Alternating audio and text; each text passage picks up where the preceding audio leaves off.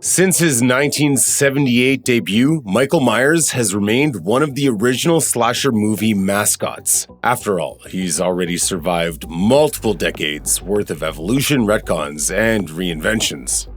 It's hard to believe that an evil force of nature like Michael Myers could actually exist. Based on the way Dr. Loomis talks about him throughout the series, Myers seems more like an ancient figure from folklore than an actual human being. However, director John Carpenter credits the creation of Michael Myers to a school trip where he and his peers visited a mental asylum. Carpenter discussed this fateful trip in the documentary A Cut Above the Rest, saying, "We visited the most serious, mentally ill patients, and there was this kid, he must have been 12 or 13, and he literally had this look." That image stuck with Carpenter, who incorporated the idea into the original Halloween film, in which a young Michael Myers stares into the camera, unmasked, having committed a heinous crime. It's fairly common knowledge that Michael Myers' iconic mask was actually an augmented William Shatner mask. In fact, the script contained no description of what Michael Myers' mask should actually look like. While on a panel at the Fright Night Film Fest and Horror Weekend, August 2008, filmmaker Tommy Lee Wallace, who worked behind the scenes on the original Halloween, explained, "The script asked for a blank-faced mask that makes you feel eerie. The killer was also never referred to as Michael Myers, and instead was simply called The Shape." With no specific instructions, Wallace went to a costume shop on Hollywood Boulevard looking for the perfect mask. He selected the faded William Shatner mask, choosing the Emmett Kelly clown character Weary Willie as a backup. While they ultimately picked the Shatner mask, young Michael does wear a clown mask when murdering his sister. Wallace would later bring an eerie clown to the screen when he directed the 1990 TV adaptation of Stephen King's It. Since Michael Myers is just a guy in a mask, almost anyone could play the part. John Carpenter's longtime friend Nick Castle is credited as the Shape in the first film, but he wasn't the only actor to play the role in 1978's Halloween. During the movie's opening, a young actor named Will Sandin plays a 6-year-old Michael who brutally murders his older sister. We see his face when the clown mask is ripped away for a shocking reveal. During the climax of the film, Michael's mask is torn off again, and this time he's played by actor Tony Moran. However, they weren't the only actors responsible for bringing one of cinema's greatest boogeymen to life in the original movie. In fact, producer and co-writer Deborah Hill had to step in to play the role of 6-year-old Michael's hands. The point of view sequence was so complicated that the filmmakers were unable to bring in another child to be Michael's hands. In Adam Rockoff's book, Going to Pieces, The Rise and Fall of the Slasher Film, 1978 to 1986, Hill explained, "We couldn't afford another kid to hold the knife later that night, so that's my hand holding the knife that stabs Michael Myers' sister. I had the littlest hands."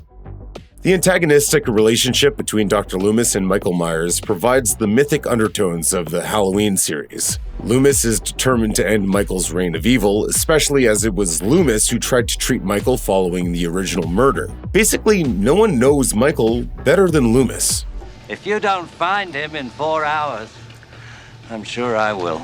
That connection runs even deeper when you realize that the actor who played Loomis, Donald Pleasence, worked with stuntman Dick Warlock, who portrayed Michael in the original Halloween 2 on the 1975 Disney film Escape to Witch Mountain. Discussing his time working with Pleasence, Warlock told Halloween Daily News, "I found him to be a gentleman. People have said that he had a sense of humor, but I never saw it. When he came on set, he was ready to work. He knew your dialogue and mine. He was the consummate professional. You couldn't find anybody who was better to work with." Halloween 3 Season of the Witch is usually referred to as the Halloween movie without Michael Myers. On the surface, this is a totally fair statement. While Halloween and Halloween 2 are one continuous story detailing the night Michael Myers came home, the third installment was intended to take the franchise in a totally different direction. In the documentary Standalone, The Making of Halloween 3 Season of the Witch, director Tommy Lee Wallace explained the decision to create an anthology movie, saying, each year lets come out with a new movie on the subject of Halloween, All Hallows Eve, and everything that comes with it. It could go in any direction at once, and each one could spin off any number of their own sequels. And I don't know what the hell is going on. At the time, the film wasn't a hit with moviegoers, and everyone's favorite masked killer was brought back in Halloween 4: The Return of Michael Myers. Still, it could be said that Myers' presence is felt throughout the movie, as Dick Warlock, who played Michael in Halloween 2, appears in a new role. Plus, a TV spot for the original 1978 film featuring Michael Myers is shown on television in Halloween 3. He may not be the huge presence audiences were hoping for, but he still made it into the film.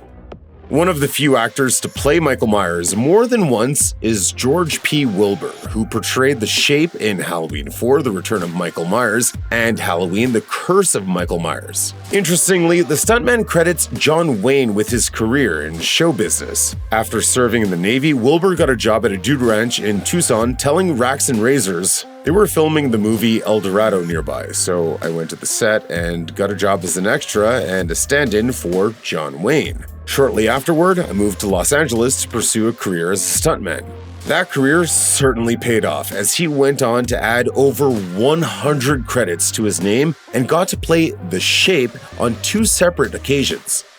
Halloween 5: The Revenge of Michael Myers is a flawed film, to say the least. While the 4th installment did an excellent job of bringing the franchise back to basics, Part 5 took the series into surreal territory. One of the movie's more bizarre concepts depicts a mysterious man in black with the same tattoo as Michael roaming around Haddonfield and breaking Michael out of prison. In the 6th film, the man in black was revealed to be Dr. Terrence Wynn, a character with only one scene in the original Halloween. I protect Michael. However, that wasn't always the intention. In fact, Don Shanks, who played Michael in the 5th film, revealed that the movie's director originally had different plans for the character. As Shanks told Halloween Daily News, "I was going to be the Man in Black because I played him too. I did bits and pieces. I didn't do all of him, but there would be scenes where I'd go out one door here and I'd just put on the coat and come through the other door." However, this idea doesn't make a lot of sense, which is probably why it was dropped. As underwhelming as the Dr. Wynn reveal was, having Michael be the Man in Black would have just been plain confusing. In 1998, Halloween H2O 20 years later came out, rebooting the franchise and creating a brand new timeline in the process. The idea to continue Laurie Strode's story 2 decades on actually came from Jamie Lee Curtis herself, as she told Entertainment Weekly in 2018. When Halloween was like 19 years old, I remember calling John Carpenter and Deborah Hill and we had lunch. I said to them, "Guys, the movie's going to be 20 years old next year and we're all still doing the job 20 years later." I said to them, "Why don't we revisit it?" Halloween H2O ignored everything that took place after Halloween 2, and it was supposed to depict Laurie taking down Michael Myers once and for all. As the project continued, however, Curtis started reading scripts that left Michael's demise more ambiguous. That's when she learned that producer Mustafa Al-Akkad, who had control over the character, included a clause in the contract that said Michael Myers cannot be killed. A compromise was made, and a new ending was produced in which Laurie appears to chop Michael's head off. The idea was it would make the audience feel like Michael is finally, officially dead. But it could also easily be explained away in a sequel. Indeed, its successor, Halloween Resurrection, revealed that Laurie had actually killed a man that Michael had dressed in his clothes, allowing the murderer to escape. Sadly, the audience of Halloween H2O was robbed of a truly satisfying ending. Oh my god, she killed the wrong person. When the time came to officially reboot the Halloween franchise in 2007, Rob Zombie was brought in to remake the original film in his own vision. He decided his Michael Myers should be the most visually intimidating Michael to date, so he cast the 6'9" actor and former professional wrestler Tyler Mane. Although his face is obscured throughout most of the film, some viewers recognized him as Sabretooth from 2000's X-Men. Zombie's 2007 remake of Halloween and its 2009 follow-up are much darker and more brutal than the original. Aside from a handful of scary moments, a young person could watch John Carpenter's Halloween and walk away relatively unscathed. Zombie's reboot, however, is incredibly violent and crude. So much so that even the child actor playing a young Michael Myers in the movie wasn't allowed to read the entire script. During an interview with MovieWeb to promote the film, actor Dave Farrick explained, I only read my part, and then my mom read it, and then she said, "You're not going to read that." And once the film was finished, Farrick still wasn't allowed to see it. The young actor revealed that he would be allowed to watch the beginning of the film, but would have to leave the premiere and go do something else after that, on account of Zombie's flick being too gruesome.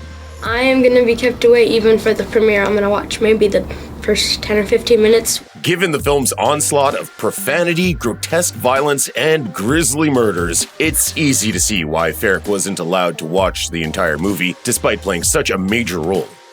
2018's Halloween, which was directed by David Gordon Green, gloriously rebooted the franchise by largely ignoring all of its sequels, even Halloween 2. The filmmakers worked hard to honor the original 1978 film by bringing back Jamie Lee Curtis and enlisting John Carpenter to score the new movie. In another important nod for hardcore fans, Nick Castle was also brought back to occasionally embody the role of Michael Myers, which he helped originate. Although Castle didn't play the character for any large stretch of time in 2018's Halloween, fans loved his inclusion in the movie. Although Castle wasn't on set for the filming of Halloween Kills, his voice, or should we say breath, was used extensively.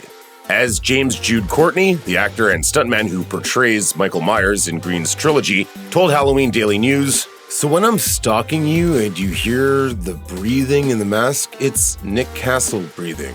Which I think, again, is very poetic, because Nick is the spirit of this character. It's Nick's spirit that I reached in and grabbed to manifest the 2018 character.